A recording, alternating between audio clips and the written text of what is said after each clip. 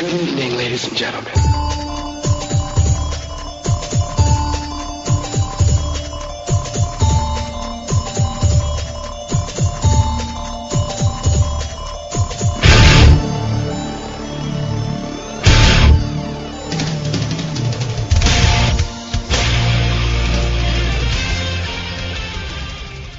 Welcome to Rolling Intentions. My name is Jason.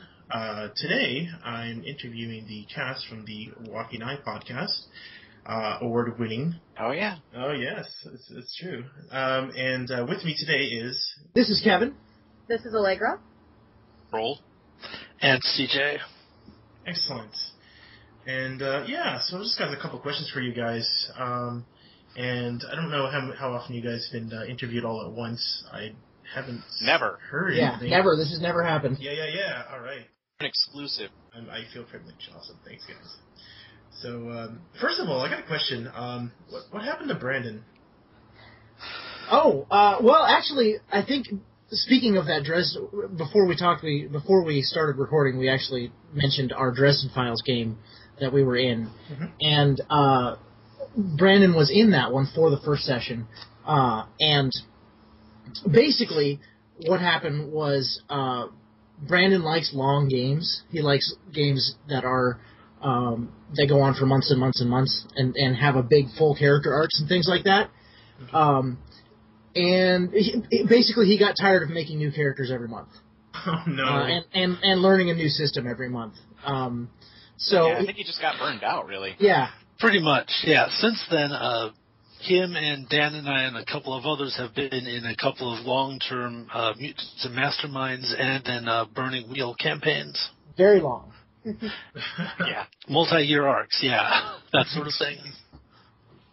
So he's getting his fix now. And yeah, CJ still sees him, but he's moved out of town, so the rest of us don't really see him very, very often. Oh, okay, cool. Before I get into the role-playing questions and such, I just got a couple of, obscure questions. You guys have any pets? I do. Yeah. I have a cat named Arwen, so continuing with the geeky theme. Nice. And she is awesome. and she's my best friend, and the reason I don't have children, which I'm fine with, so. Excellent. I have a greyhound and a skipper key. And I think CJ probably considers me his pet. Not exactly. It can't be too far off. Yeah, and that greyhound, that's a rescue greyhound, right? Yep, she was a racer. She was a champion. Cool. Yep. Her name is Only in Dreams. But we just call her Dream because Only in Dreams is her race name, and it's way too long to just say in casual conversation. And it is funny. Troll he's clever and he's witty, and he's, generally a person most of the time. And then you get him around his dog, and he just turns into a puddle, and it's hilarious. Yeah. It's adorable. It's true. Awesome. And then the skipper key's name is Willis Brewster. Nice. Well, I didn't name him. That's my sister's name. It was her dog, and there was issues in the family, and so now I have him. Gotcha. So another rescue, basically. Yeah.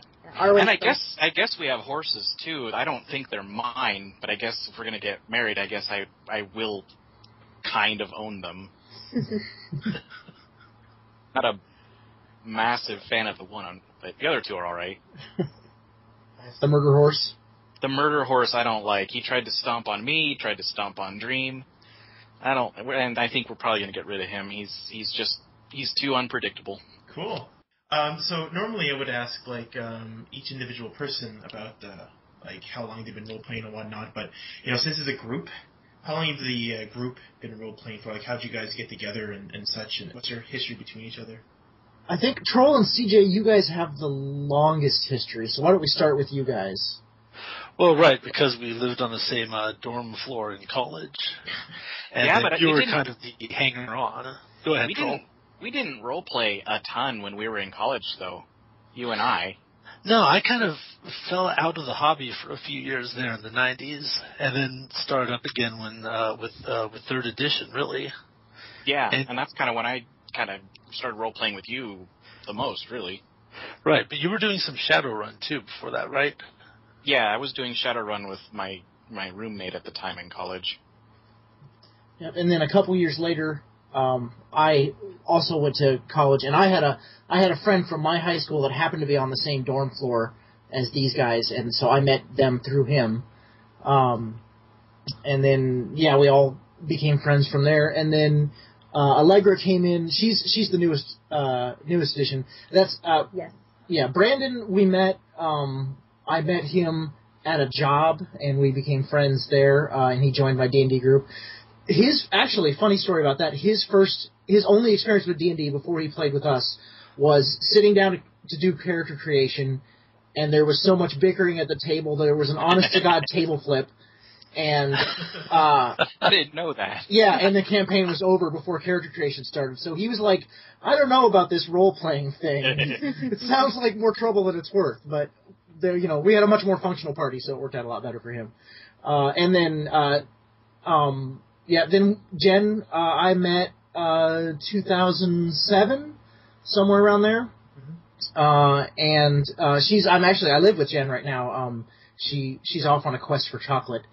And then I met Allegra a year ago, and a little more than a year. A little more than a year ago. And she came in and has been very enthusiastic. Nice new blood. And she's helping with editing. I do most of the editing now, Yeah. but I came in when awesome. Yes, I came in when Jen went to graduate school to kind of round out the group and the chick a little. That's okay. She's our token. Oh, and there was also Dan. We shouldn't forget. Oh, right, Dan. He's still on the cast sometimes. Yeah, he does the Comics Cast. Dan, I met at a job in around 2002, 2003, and we've been friends ever since. And he had some scheduling conflicts, which is why he had to drop out. And now the scheduling conflicts are gone, but now he does the Comics Cast and has his own campaign, so he's just really busy. So we have him on every once in a while, but he's kind of a reoccurring guest. Cool. And actually, CJ, Brandon, Dan, and Kevin and I were all in a pretty long-running Arcana Evolved game. Mm-hmm. So there's yet another connection. Yes. Whenever. So we've got a pretty decent pool of players. So it's really we feel very lucky about that. Really, that that not only do we have a group, we have multiple groups, and players can come and go, and people can run different games at the same time. So everyone can get there, which is pretty cool. That's awesome. Well, I had another question, but I guess I should ask this one first. What got the idea of starting your own podcast? Well, basically, this is Kevin, and I discovered those weird hippie. Actually, Dan discovered the weird indie games before I did, and I actually had a new D&D campaign that I was going to run set in Lonnie Cook's Tolus universe. I bought the $100 700-page massive campaign book that Monty Cook put out. And I was like, I'm going to run Tolus, Dan. You got to join us. He's like, I don't really play D&D anymore. Those really aren't my games. And it really hurt my feelings. I was like, oh, what? Is he too good for us now? What's up? So I started checking up on, and I started finding all these games. I found Rob Bowles' Independent Insurgency podcast, and he interviewed Vincent Baker and some of these other people. And then I discovered all these weird ass games and became an evangelist for them. And I wanted to run them all, but they were totally different from the D&D I was used to. And I wanted to hear how people ran it and stuff like that. And the ones I found were usually unedited or only went on for a couple episodes and didn't really go anywhere. So I wasn't really able to find anything that was actually able to help me. And so then I was like, well, screw it, I'll do it. So we did. Sweet. Yeah, and he keeps saying how he still wants to listen to actual play other places, but there just still aren't that many that are doing it. Although I noticed on your site that you guys do that. Yes, we do, yeah. But they're never doing it for games before I play the game. I need them as. We got a game planned up that you guys haven't done yet, so don't worry. Good. Well, what are you guys gonna do? Blood Red Sands. Oh, cool. I've heard a little bit about that. I was in on that Kickstarter. But to be fair, Troll's in about half the Kickstarters. I did a lot of Kickstarters. I'm up to, I think, 121. Oh, wow. Man. And I've actually gotten some product. I think it's kind of funny that you mentioned the podcast and like why you started it, and I know all this, but of the group, I probably listen to the most podcasts. Mm-hmm, mm-hmm. Cool. And I'm the newest, which I think is really funny. Well, yeah, I used to listen to like 10 or 15 a week, but now I've got it down to, it's like 4 or 5. It's not nearly as many as it used to be. I don't have a shitty job anymore. And so Yes. a lot of the podcast listening was because of a very boring job. That helps a lot. Yep. Yeah, I have a commute, so I get a few in, but it's almost exclusively Star Talk, really. Gaming groups in general seem to have a lot of issues with dedication, and a podcast is almost like run like a business in a sense, because it's scheduled and whatnot. How often people are dedicated to it? Has an issue ever arise where people just don't show up for some stuff? And Well, not for the podcast, because that'd be the end of that. Like, yeah. I mean, it's just really rude, and especially now with the amount of inertia the podcast has going, it's, we all take it pretty seriously, so Absolutely. that's pretty cool. Yeah, you definitely, I think it's our personalities, because we're all very much, okay, we're scheduling this is something people are expecting. I have a tendency to get on Kevin, I'm like, hey, like, because I'm involved in other activities that sometimes make our normal recording hard, and I'm like, hey, make sure that you have a backup episodes in case we can't record. So there's a bit of that too. But And we haven't been perfect about that. And no. Occasionally we've missed an episode, and we just missed an entire month episode of the Comics Cast. So, oops. Yeah, but I would say we're pretty good though about. I don't think I've ever had an issue where one of us just hasn't shown up though. I mean, we're good about that. Right. That's awesome. And I think it's because we kind of. I mean, since it's scheduled and it's in your mind, it's just a weekly thing. It's just. It's the thing we do on Tuesdays. Yeah. And we're good at giving a heads up if we can't come, if we're sick, or if we have another scheduling thing. We're all friends. Like, you don't want to screw your friends over. That's a big part of it. So I guess, the main thing is, we all really like that we're doing it. And so it's important to us. So yeah. I've had experiences kind of similar to that. No one actually just completely no-showed, but you could definitely tell some people were there because it was a thing they were doing with their friends and didn't really actually care about the podcast.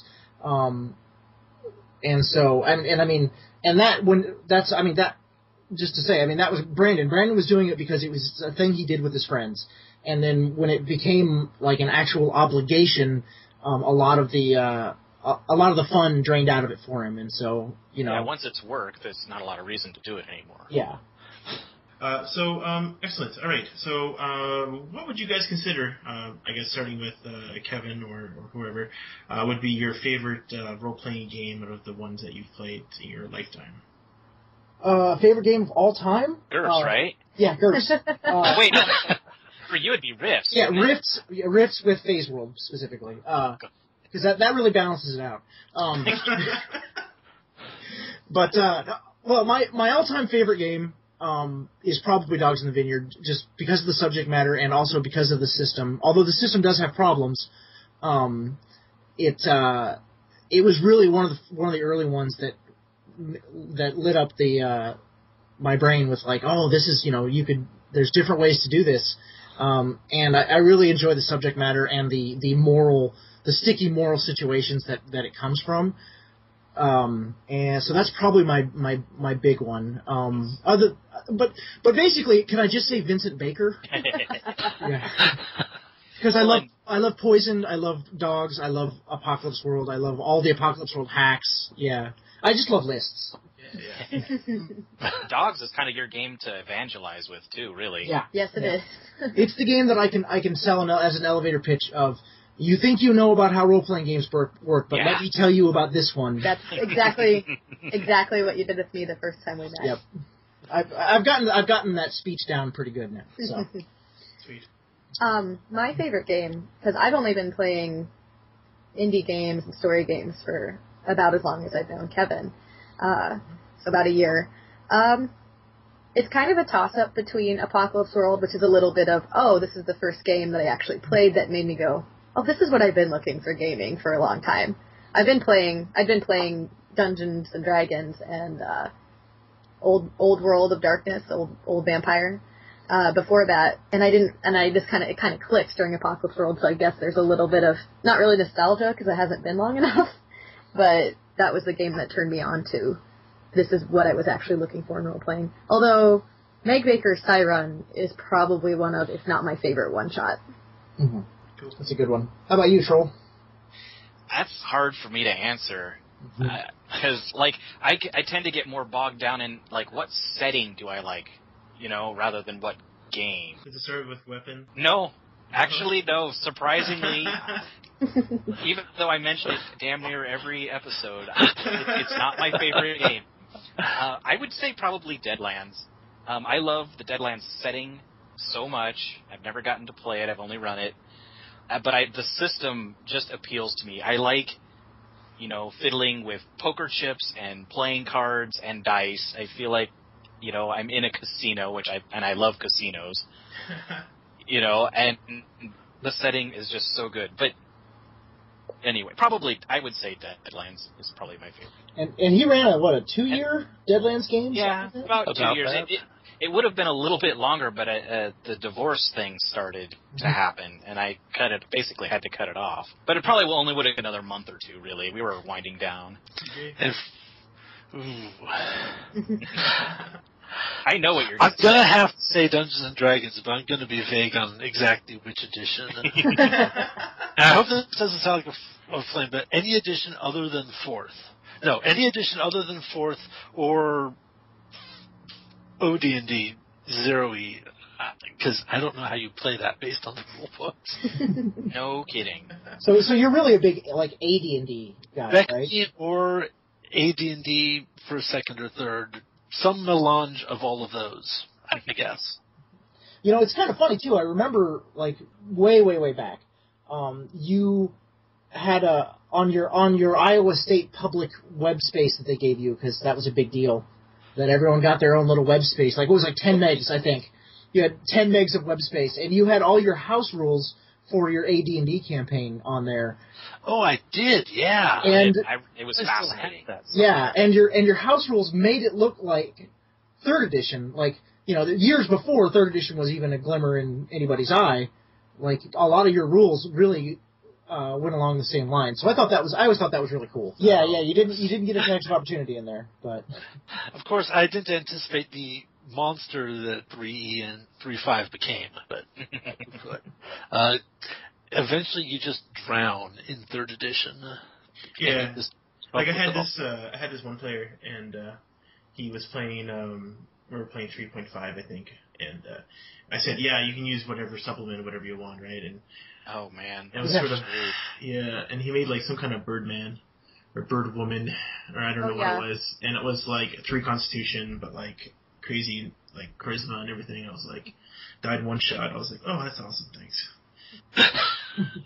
I actually got a little bit burnt out on D&D because of 3X and use whatever supplement you want, I was I don't want to spend 3 days building my character. I want to play a game. It's funny, and I do like character creation now, but it's funny, I showed a book, I got They Became Flesh by Elizabeth Stampat, and I showed it to one of my friends who was very much a traditional gamer and very into D&D, and I showed him the text, which is pretty small, and he read through it, and he's that was a really cool supplement, where's the rest of the game? I was that's the whole game. And see, I'm just the opposite of Allegra. I'm a builder, and I will spend days and weeks building characters. Just one for a game. I can't tell you how many hours I spent on the Arcania Evolved character I played. Or your Mutants and Masterminds characters. Oh, man. Yeah. I think I'm a world builder more than a character builder. I like that about Apocalypse World, the sandboxy aspect of it. And see, I hadn't been exposed to that for most of my role-playing career, and when we did it, for the Burning Wheel campaign where we had discovered America, that was awesome.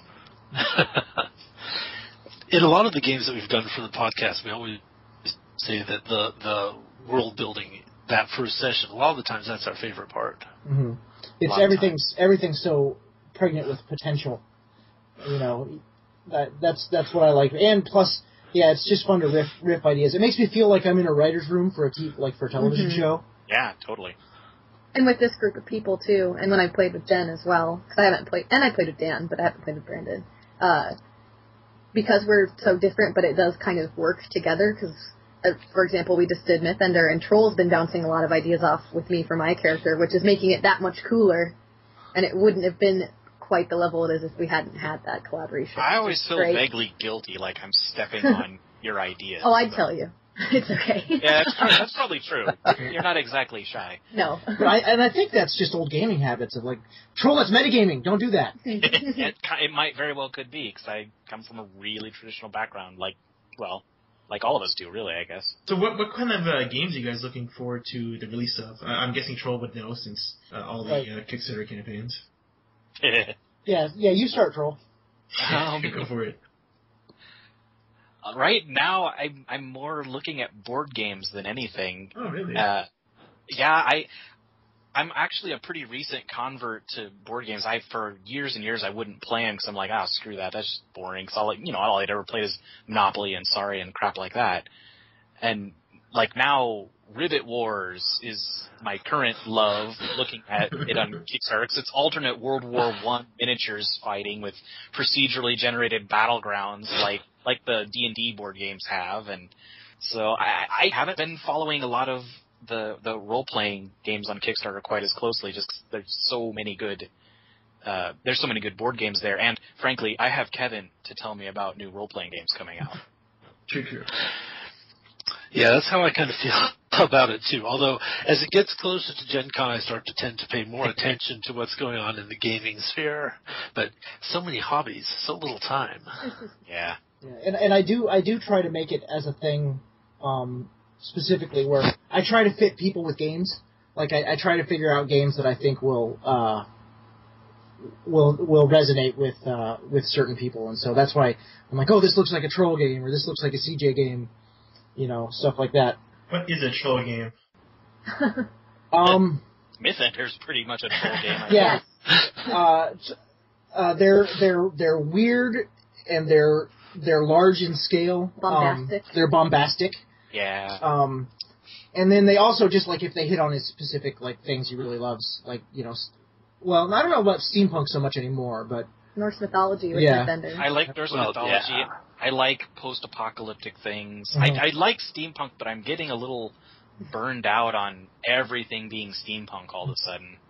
I guess all of a sudden in the past, 5 years. Yep. Steampunk and zombies are both wearing on me. Zombies are really getting... I am done with zombies.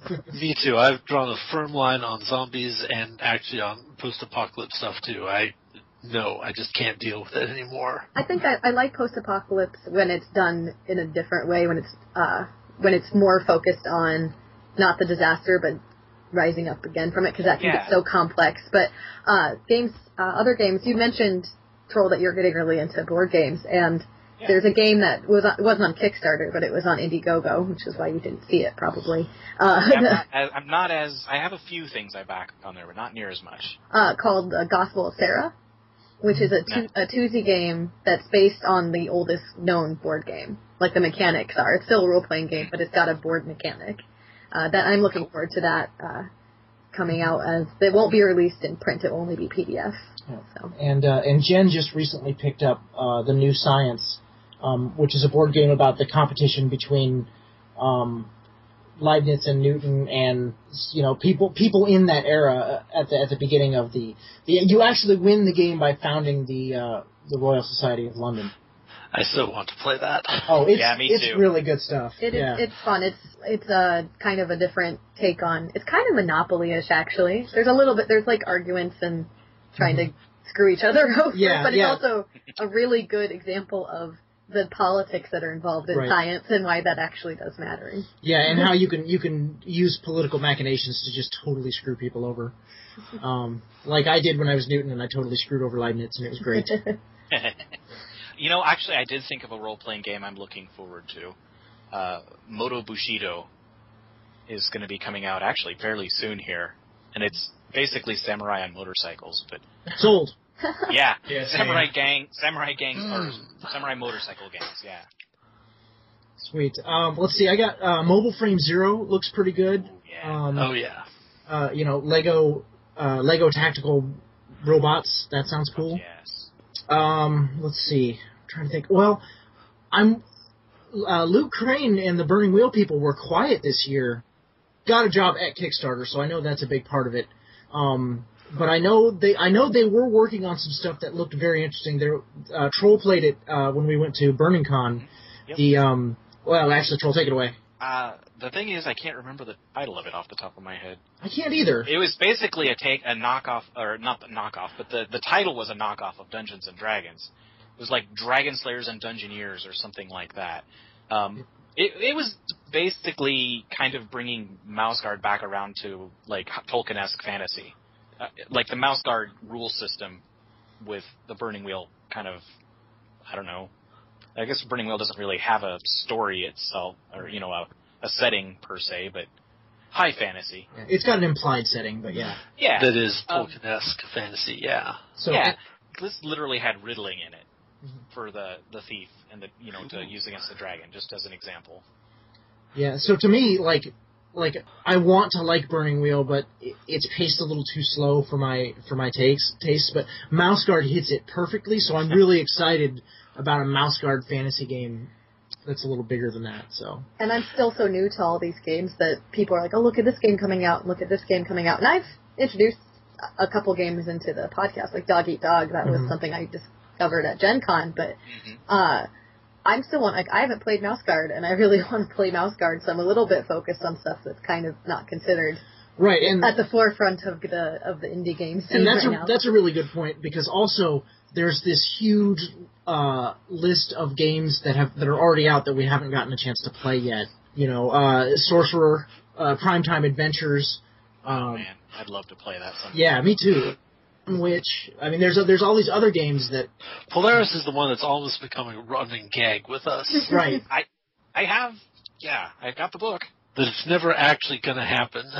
I do plan on buying Bacchanal, but I don't think we're going to record that. No, the JCast has already recorded that, so they can have that one. I was going to say, it seems like there's been just a whole bunch recently of games that are kind of doing different takes on, the Dungeons and Dragons type of experience, and I blame Dungeon World for that. Yeah. That's a great thing. Well. I so want to play more Dungeon World. My campaign is starting in like 3 weeks. I'm super excited. But I'm already gaming 2 nights a week. I don't think I can do 3 at my age. I guarantee you, if you do 3 games a week, you're going to burn out. Yeah. Yeah, Dungeon World is definitely the go-to game for me. It's one of my favorites. It's a good one. Apocalypse World hacks in general have been pretty good to us. Yeah, there was talk, like, when we were starting this year of, like, let's do all Apocalypse World hacks for the whole year. We'll end up doing some more, though, aren't we? Oh, yeah, for sure. The regiment. We gotta do the regiment. Yeah. And I was noticing that. And I was noticing the podcast release, and I was like, oh my god, it's like the regiment, and then it was like Trebulus, and then it was like, the newest version, I guess, of Dungeon World. I was like, holy shit, guys. Yeah, so now the plan is to stagger, is like do one, and then do a non-Dungeon World game, or non-Apocalypse World game, and then do an Apocalypse World, just I think that'll be better for everyone involved. Yeah. I think so. And I think we're going to switch up a little bit about who's running, because I ran the Monster Hearts game, which was the first game I've ever run, ever. Mm-hmm. And I kind of have a little bit of a running bug now. Yeah, all right. Well, Tremulous, for sure. Well, yeah, that's a prep game, which I definitely need to read it a little bit more deeply. Cool. So what kind of book or show inspires your role-playing the most for your role-playing ideas? What you use to develop your worlds and characters and such. See, the way you say that, it reminds me of Jason Pitter's game that we tested out. Yeah, where his world building is explicitly based on a piece of media. Shock, isn't it? Or? Spark, yep. Spark, yeah. I don't know, I consume a fair bit of, like, television drama, so a lot of that. I'll just say The Wire. You did have a character named Omar. I did have a character named Omar, but although he didn't turn out anything, he was not even intended to be anything like that. I just liked the name Omar. So, like, I try to model a lot of it off of just, your basic television drama setups of so Battlestar Galactica really taught me a lot about how you can make characters that are antagonistic but still work together. That was a big one. How about you guys? I don't even know how to begin to answer that.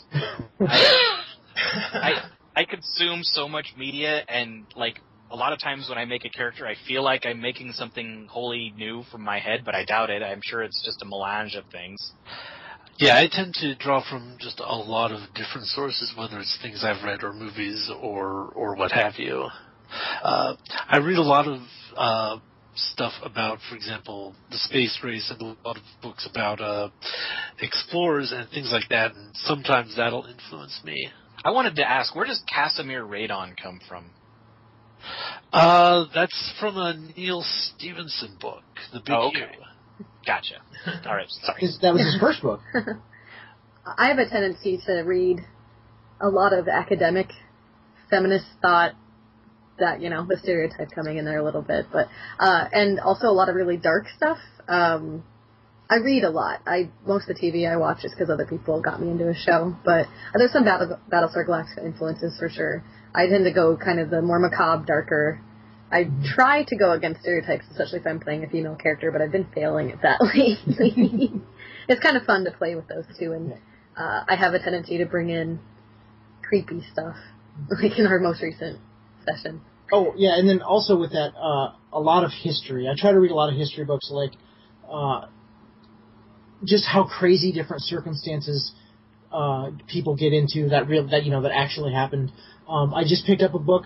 I gave it to Allegra to read first, but a book about the Russian night witches, the bomber pilots in World War II that they piloted old World War I biplanes at night and would drop bombs on the Nazis, and the Nazis hated. They called them the night witches. So all female, no parachutes, because the parachutes had to go to the real pilots. Really interesting read. Yeah. Oh, that reminds me, Hardcore History as an influence or inspiration. Yeah. Which is a history podcast that Kevin introduced me to. I'll have to look at that one. Also, John Green's Crash Course History. Yeah, John Green's Crash Course in History is another really fantastic source there. Yeah, it's kind of funny, Troll, about that, Hardcore History. To give you an example, he did one on the fall of the Roman Republic. Not the Empire, but the Republic. And it was going to be 5 parts, and the first 4 parts were 2 hours, and then he's like, screw it, and the last part is 5 hours. Oh, God. Sounds pretty interesting, though. It was magnificent. Yeah, it's really good. And he's doing Genghis Khan now. I think he's got 1 part left on that, and that's all really good, too. But the World War II Russian front stuff was the best. Yeah. But yeah, we can draw from just sort of combine a lot of different things together to get an idea or a campaign. Like the Burning Wheel game that I'm in right now, we set it up, and it's sort of a mixture of Game of Thrones, The Witcher, and Brokeback Mountain. The upcoming Shadowrun game I'm in, where basically it's going to be Ghostbusters in Shadowrun.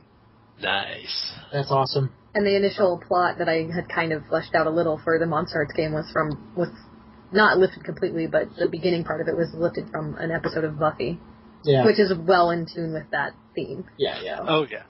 So a lot of times we will just say, well, take this, and we're going to do that. And so we use a lot of media tropes that we're all familiar with, and then we use those as shortcuts. Troll, I think it was you the other day that said burn notice is if MacGyver and the A-Team had a spy baby. It was kind of like if those guys killed people. Yeah, and if those guys kill people, yep. So we do media basically. Mm-hmm. I think it's whatever we're consuming at the time is a lot more likely to influence us. Though if I'm playing a high fantasy game, I'm a huge Lord of the Rings fan, but I'm also a big fan of a book series called the Green Rider series, which is not nearly as popular, but I pull ideas from that as well. Definitely depends on the genre, because if we're doing a sci-fi thing, I will fall back to Battlestar Galactica because the gritty aspect, and I like that in my sci-fi as opposed to, the new Battlestar, not the old Battlestar, as opposed to the really squeaky clean stuff. So. See, I tend to prefer low fantasy, so stuff like The Black Company would be influence if I was doing something fantasy, for example. That's awesome. God, that's a lot of information. We can go on. Did you do you show note as obsessively as I do? If so, I'm sorry. Yeah, really. I should though, but It's a lot of work. it is. And I like to mess with Kevin. Yeah. Sometimes he'll just sit there and list stuff. That's what editing is for. Yeah. So, okay, I only got like a couple more questions left. Do you guys have any superstitions or pet peeves when you're at the gaming table? We were just talking about this last night. Yeah. Well, it's funny actually, and Allegra and I were just talking about it earlier today.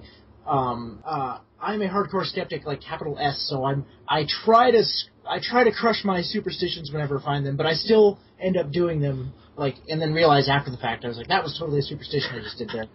Like the eyelash thing? Yes. Yeah. Well, that's just a quirk. That's just a quirk. That's just I don't believe that actually does anything. I just like how my eyelashes feel on my lips. It's weird. But I don't think that brings me good luck or anything like that. I'm a dice rolling stickler. Like, it drives me nuts when people are very loose with how they roll the dice, and it always rolls off the table and knocks things over and just like it.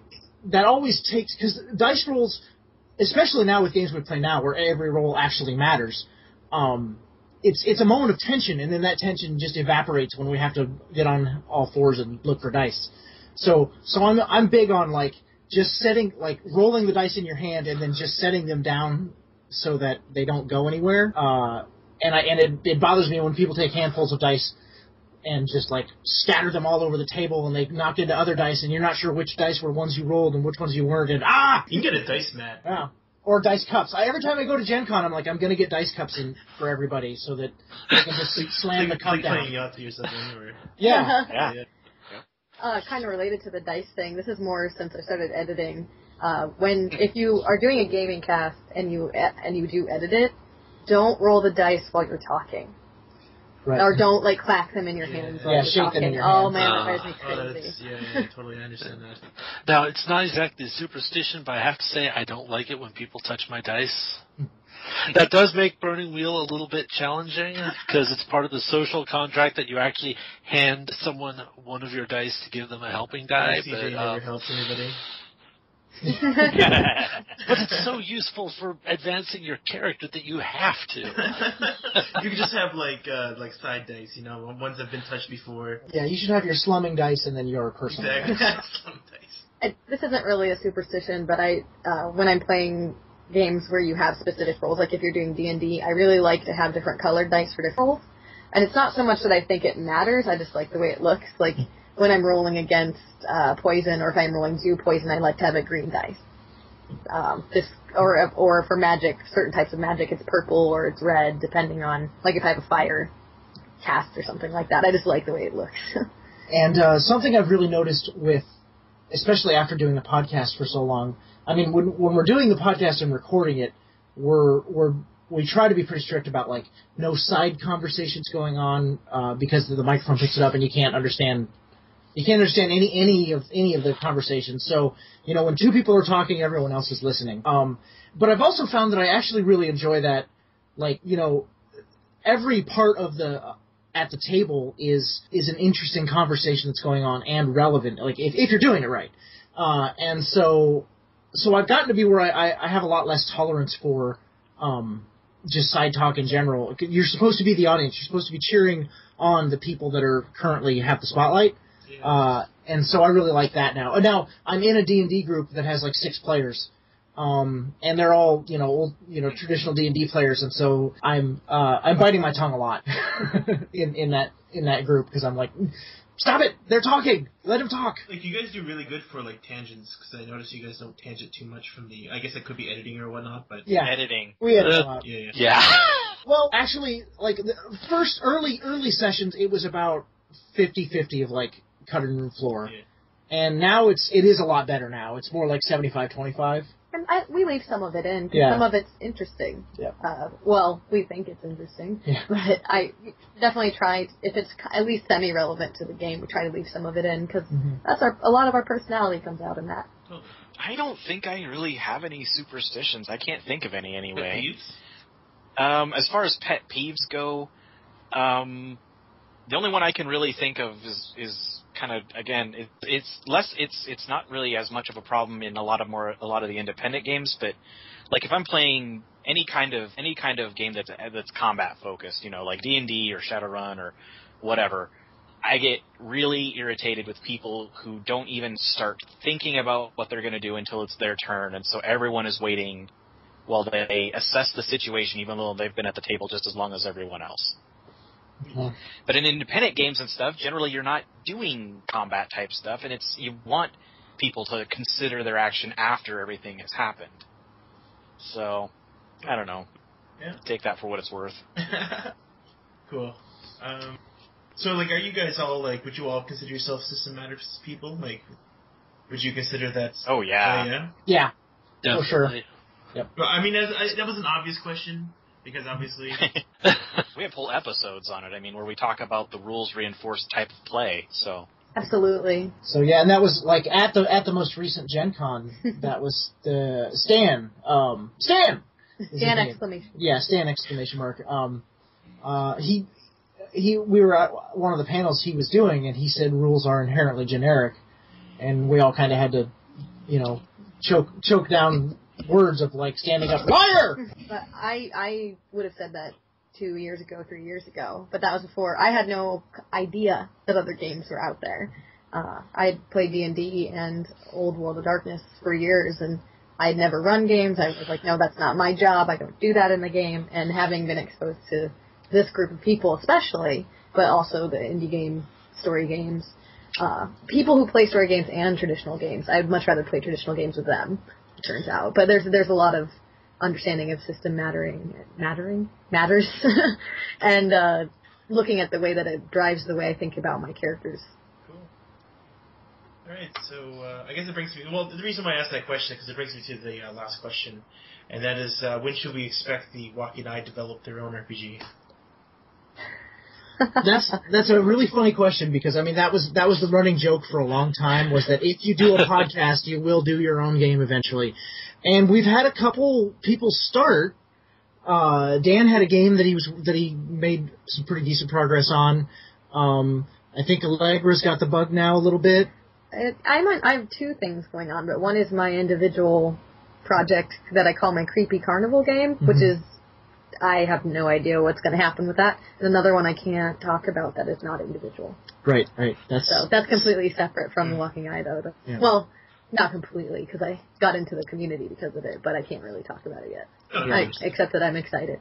It's super cool. You'll hear about it. You'll hear about it as soon as I can talk about it.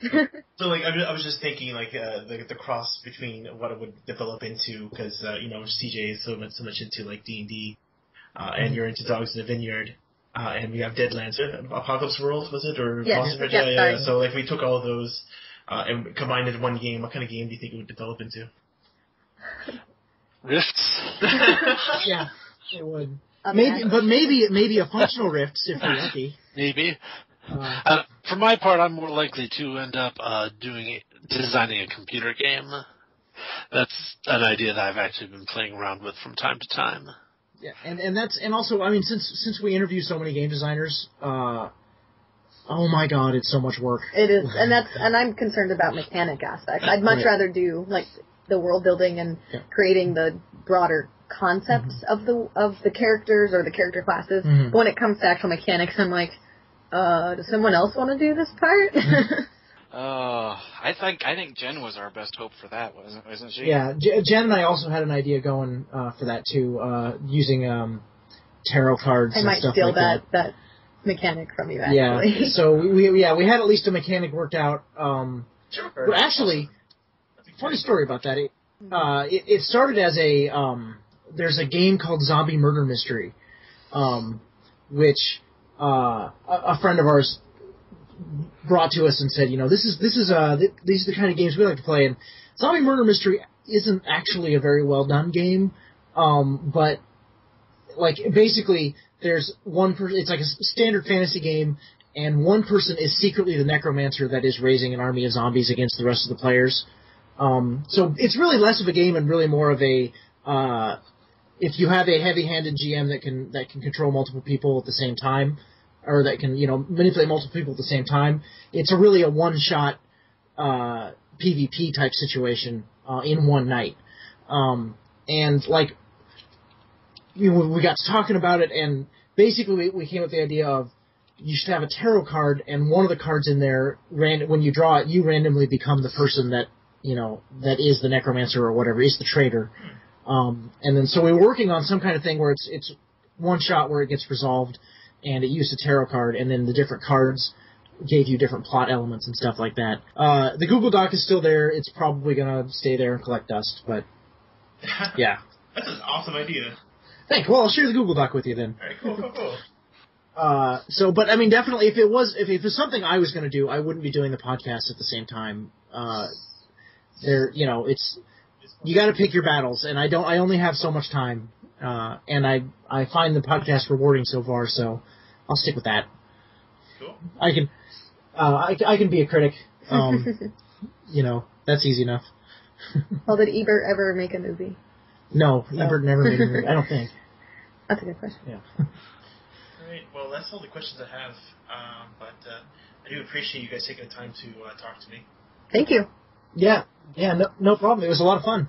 Yes, it was. When is your next episode supposed to be airing? It'll be Tuesday. Yeah. So it is every Tuesday. You guys do the. We try to.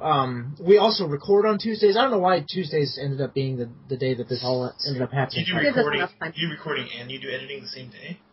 No. It's a week behind. Yeah, we're always a week behind. So we just did our second session of Mythender last night. Nice.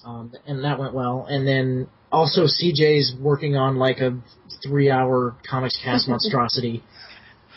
That will cover December and January. And yeah, it's a monster of an episode. Maybe a 2-parter.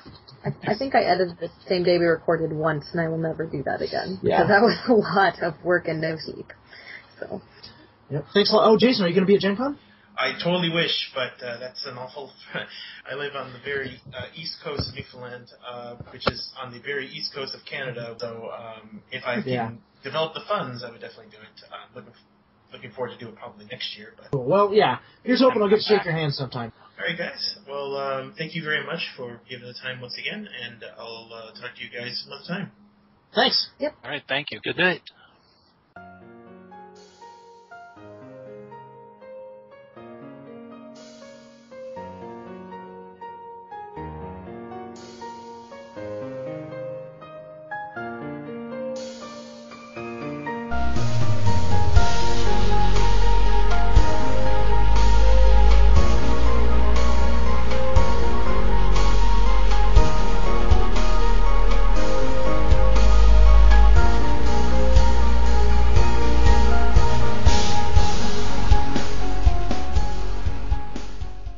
Good afternoon. It is not the afternoon, sir. Whatever.